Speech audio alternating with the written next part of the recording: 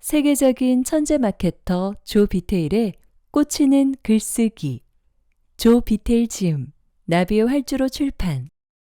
최면성 있는 헤드라인을 만드는 30가지 방법.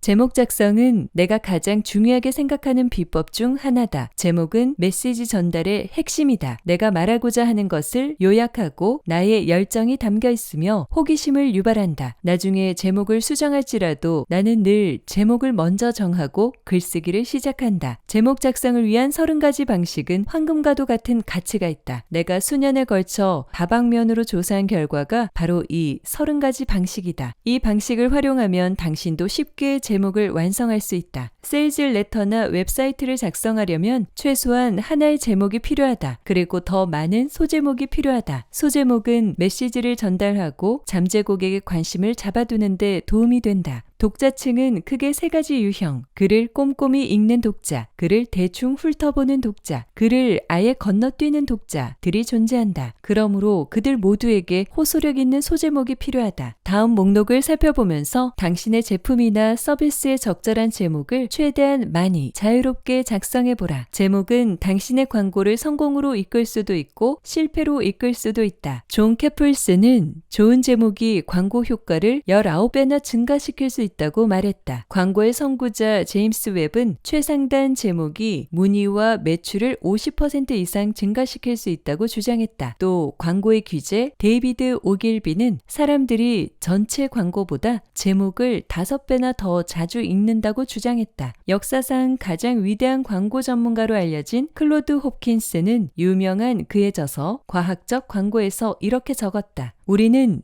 제목을 보고 원하는 것을 선택한다. 대개 독자들은 신문이나 웹사이트에서 다음 장으로 넘어가기 전에 제목부터 얼른 훑어본다. 평균적으로 일반인이 한 페이지를 보는 시간은 단 4초에 불과하다. 당신의 제목이 독자의 눈길을 끌지 못한다면 결과적으로 당신은 고객도 매출도 잃게 될 것이다. 다음은 최면 글쓰기로 멋진 제목을 가능하게 해주는 30가지 방식이다.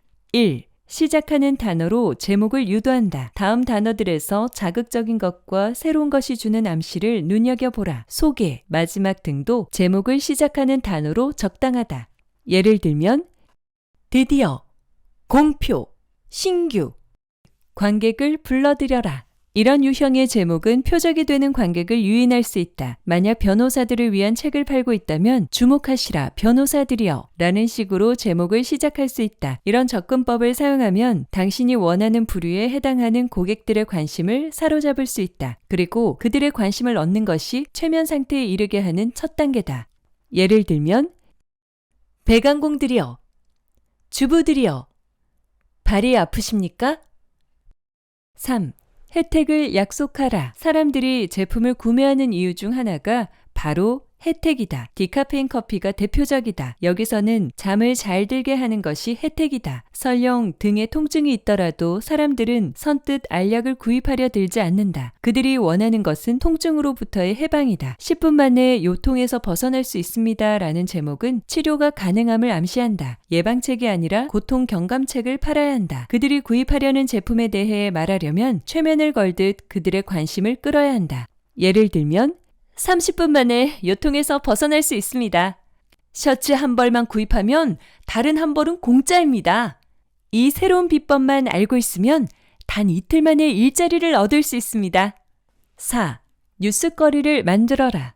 사람들은 뉴스를 탐독한다. 당신의 제품이나 서비스를 뉴스거리로 만들어보라. 그러면 사람들이 관심을 보일 것이다. 신제품은 뉴스거리다. 새로운 용도를 가진 구제품 역시 뉴스거리다. 일례로 베이킹소다를 수십 년 동안 생산한 아멘해머는 제품의 새로운 용도, 치아를 닦는 것이나 냄새를 없애는 용도로 냉장고에 보관하는 것 등등 새로운 용도를 꾸준히 만들어내 뉴스거리로 만들었다. 다시 말하자면 새로운 것은 사람들의 관심을 끈다. 그리고 이것이 최면의 시작이다.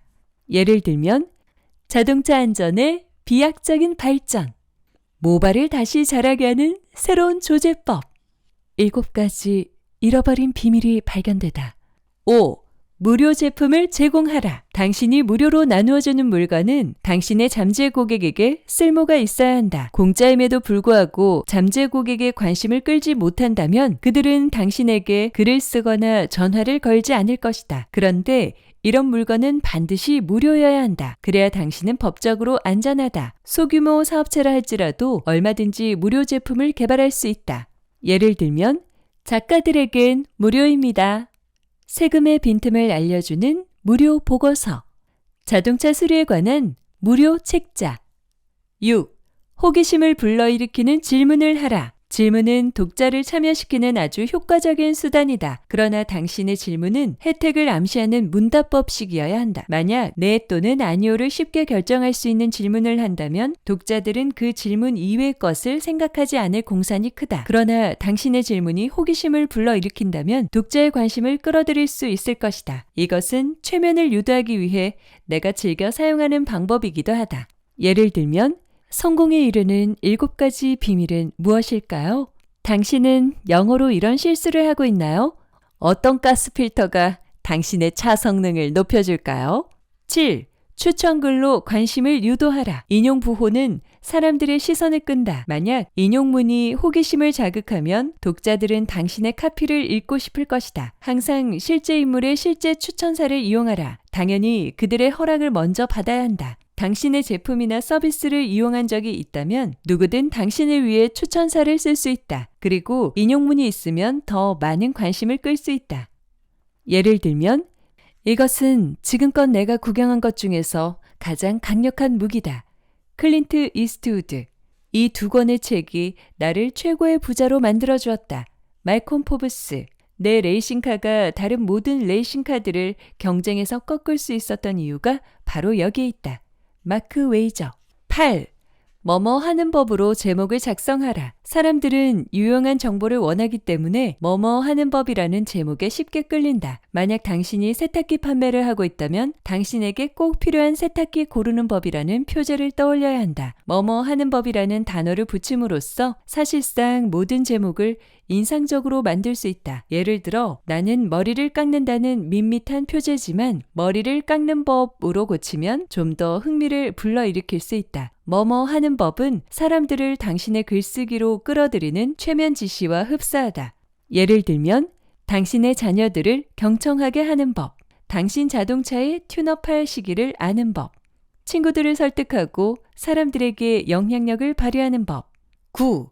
독자에게 퀴즈를 내라. 사람들은 퀴즈를 아주 좋아한다. 질문을 제목에 활용하여 당신의 광고를 퀴즈로 만들어보라. 당연히 퀴즈가 효력을 발휘하려면 판매하는 제품과 관련이 있어야 한다. 예를 들어 파워 네트워킹이라는 책을 판매하고 있다면 네트워킹 IQ를 묻는 광고가 잘 어울릴 것이다. 또 자동차 정비소를 운영하고 있다면 당신의 자동차는 아무 문제가 없을까요? 이 퀴즈로 확인해 보세요. 라는 식의 광고가 잘 어울릴 것이다. 어떻게든 잠재 고객이 당신의 광고에 관심을 갖게 만들어야 한다. 퀴즈는 이런 시도의 한 가지 방법이다. 또한 잠재 고객의 이러한 참여는 최면을 시작하고 심화시키는 방법이기도 하다. 예를 들면 당신은 얼마나 똑똑한가요? 이 퀴즈로 확인해 보세요. 당신의 네트워킹 IQ는 얼마일까요? 당신은 성공을 위한 자격이 있나요? 10. 제목에 이와 왜라는 단어를 사용하라. 이와 왜라는 단어를 제목으로 사용하면 독자의 흥미를 유발하여 광고나 세일즈 레터의 내용으로 관심을 유도할 수 있다. 그냥 우리 스키는 완벽합니다 라고 말했다면 관심을 보이는 사람은 거의 없을 것이다. 그러나 왜 이 스키가 완벽하다는 말을 듣는지 아시나요? 라고 말하면 사람들은 호기심을 보인다. 기존의 제목에 왜라는 단어를 집어넣어라. 글이 더 매력적으로 보일 것이다. 이곳에서 배관 부품을 구입하세요 라는 문장은 무미건조하지만 왜 사람들이 이곳에서 배관 부품을 구입하는지 아시나요? 라는 문장은 사람들의 흥미를 불러일으킨다. 11. 제목은 1인칭 시점으로 쓰라. 1인칭 제목이 호기심을 유발하면 언제나 효과를 발휘한다. 반면 2인칭 제목은 종종 효과를 발휘하지 못한다. 그 자체로 구매 행위를 하고 있다는 신호를 보내며 사람들을 방어적으로 만들기 때문이다. 그러나 1인칭 제목은 판매 메시지를 기분 좋게 전달할 수 있다. 사례를 들어보자. 나는 사람들에게 도움을 주고 싶었습니다. 내가 보험 대리점을 개설한 이유도 바로 여기에 있습니다. 그렇다고 2인칭 접근법을 무조건 무시해서는 안 된다. 결국 당신 당신 자신이 아니라 그들의 관심사를 전달할 때 사람들이 최면 상태에 빠져들기 때문이다. 예를 들면 내가 피아노 앞에 앉자 그들은 비웃었다. 그러나 내가 연주를 시작하자 그들의 표정이 돌변했다. 마침내 나는 쉬운 글쓰기 비법을 발견했다. 나는 가는 곳마다 돈을 긁어모았다. 12. 제품의 제목 이름을 담아라. 사마귀를 치료하는 방법이라면 이것만으로도 괜찮은 표제다. 그런데 비탈리즘으로 사마귀를 치료하는 방법이라고 하면 한결 더 나은 표제가 된다. 아마도 모든 사람들이 동작을 멈추고 당신의 광고를 읽진 않을 것이다. 하지만 제목에 회사 이름을 담아 메시지를 전달하면 제법 도움이 된다. 여기서 주의할 점은 회사 이름이 제목의 중심이 되어서는 안 된다는 것이다. 시선을 끄는 제목을 만들었다면 회사 이름을 은근슬쩍 그 안에 넣어야 한다. 이런 접근법이 독자의 마음에 최면의 씨앗을 심는다. 예를 들면 짐코 비타민으로 경주하는 자를 빨리 달리게 하는 방법. 내 남편의 목숨을 구해준 피스킨 레더. 쉬운 글쓰기의 비밀을 발견하게 해준 소트라인. 13. 모집이라는 단어를 사용하라. 모집은 호기심을 유발하는 단어이다. 물론 당신이 목표로 삼는 고객이 주 대상이어야 한다. 만약 변호사에게 무언가를 판매하고자 한다면 모집, 변호사로 시작하는 제목이 적격이다. 모집은 사람의 관심을 끄는 최면성 있는 단어이다. 예를 들면 모집, 신경과민자, 모집, 위험한 시대에 안전한 사람, 모집, 즉시 이윤을 얻을 준비가 되어 있는 경영자. 14. 제목에 획기적이라는 단어를 사용하라. 획기적이라는 것은 새로움을 의미한다. 당신의 제품이나 서비스가 기존의 다른 모든 시스템보다 우수함을 암시한다. 기록적이나 혁명적이라는 단어도 유사한 효과를 발휘할 수 있다. 예를 들면 경보 시스템에서의 획기적인 발전, 의사가 권장하는 획기적인 탈모 처방, 구함, 획기적인 성공을 위해 만반의 준비가 되어 있는 변호사. 15. 큰 글자와 작은 글자로 제목을 정하라. 큰 글자와 작은 글자로 작성된 제목은 눈에 잘 띈다. 그렇지 않은가? 16. 가능한 한 많은 단어들을 사용하라. 제목은 길 수도 짧을 수도 있다. 잠재 고객의 호기심을 불러일으켜 당신의 광고를 읽도록 유도할 수만 있다면 길어도 상관없다. 예를 들면 그 제품이 급부상하고 있습니다. 스스로에게 아니, 난 그 제품에 대해 읽은 적이 없어. 정말이야. 라고 얼마나 자주 말했습니까? 다른 누가 이 아름다운 가구를 원하겠습니까? 17.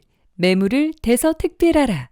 제목으로 효과를 얻으려면 당신이 판매하는 제품의 독특한 특징을 명확히 알려주어야 한다. 경쟁 제품보다 뛰어난 특징은 무엇인가? 여기에 초점을 맞추어야 한다. 예를 들면 반값으로 셔츠를 내놓았습니다. 특별 5일 교환, 6개월 동안 동참하십시오.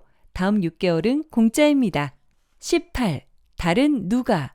라는 질문을 하라. 다른 누가라는 단어도 최면성이 있다. 예를 들면 다른 누가 책을 쓰고 싶어 할까요? 다른 누가 노래가 힘들다고 할까요? 다른 누가 안전한 자동 도난 경보기를 원할까요? 19.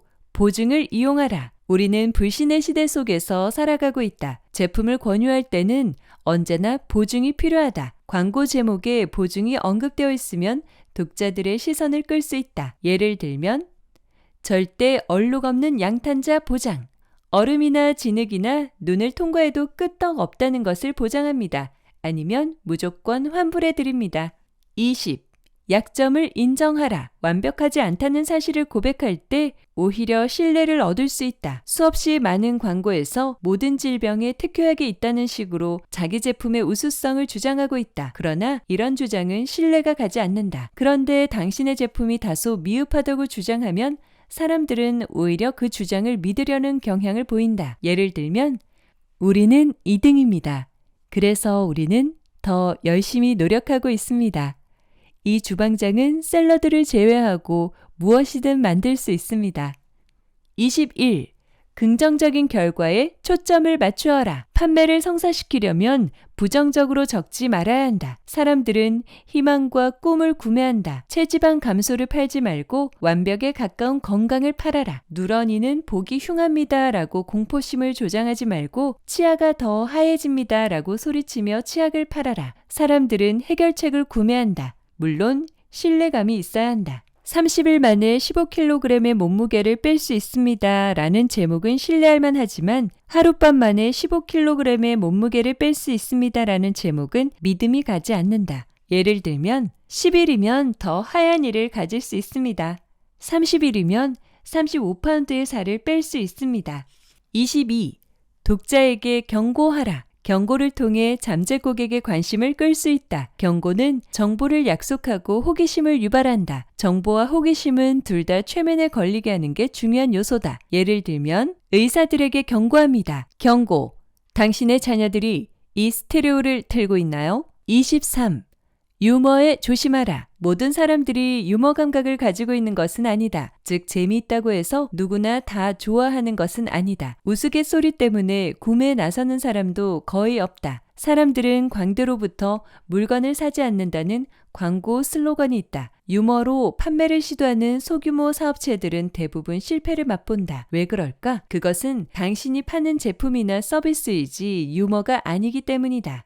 24. 쉽다는 사실을 강조하라. 사람들은 쉽고 빠른 결과를 원한다. 만약 당신의 제품이 잠재 고객의 삶을 더욱 쉽고 편리하게 만들 수 있다면 그 점을 강조해야 한다. 예를 들면 배관 고장을 쉽게 해결할 수 있습니다. 지붕에 새는 구멍을 막는 쉬운 방법. 25. 반전 활자에 조심하라. 제목을 위해 반전 활자를 사용할 수 있다. 그러나 광고, 웹사이트, 세일즈 레터에서는 반전 활자를 사용하지 말아야 한다. 반전 활자가 너무 많으면 사람들은 글을 읽는데 어려움을 느낀다. 26. 혜택을 극적으로 표현하라. 사람들은 생동감을 원하고 갈망한다. 혜택을 극적으로 표현함으로써 당신 제품이나 서비스에 사람들이 관심을 가질 수 있다. 킹사이즈 침대는 널찍합니다. 라는 제목은 무미건조하다. 하지만 더 이상 뻣뻣한 통나무처럼 잠들지 마세요. 이젠 황제처럼 우아하게 잠들 수 있습니다. 라는 제목이라면 사람들의 시선을 끌기에 충분하다. 극적인 드라마는 최면성을 가지고 있다. 또 다른 예는 소리나는 베개입니다. 닐 다이아몬드의 노래를 들으며 잠들 수 있습니다. 27. 효과가 입증된 상투적 표현을 사용하라. 예를 들면 막 도착했습니다. 새로운 회계 방식입니다. 주택 소유자들에 대한 조언. 구두 수선에 관한 진실. 28. 숨겨진 혜택을 드러내라. 예를 들면 당신이 말할 때마다 열광적인 박수갈채를 받는 법. 29. 이유를 알려주라. 예를 들면 당신이 책을 써야 하는 3가지 이유. 오늘 이 의사에게 전화를 걸어야 하는 7가지 이유. 이곳 객실 청소를 해야 하는 9가지 이유. 30. 전후 진술을 사용하라. 예를 들면 중고차 구입에 있어 잘못된 방법과 올바른 방법. 이상 최면성 있는 헤드라인을 만드는 30가지 방법이었다. 당신의 헤드라인을 테스트하는 방법. 다음은 헤드라인이 정말 효과가 있는지 확인하는 방법이다. 자신에게 이렇게 물어보라. 이 헤드라인이 경쟁업자의 광고, 세일즈 레터, 웹사이트에서 사용될 수 있을까? 당신의 헤드라인이 경쟁업자의 카피에 실렸다고 상상해보자. 그 헤드라인은 여전히 효과가 있을까? 만약 그렇다면 당신의 헤드라인을 바꿔야 한다. 지금까지 조 비테일 지음, 나비의 활주로 출판, 세계적인 천재 마케터 조 비테일의 꽂히는 글쓰기였습니다. 끝까지 청취해 주셔서 감사합니다. 당신의 성공과 행복과 행운을 응원합니다. 고맙습니다.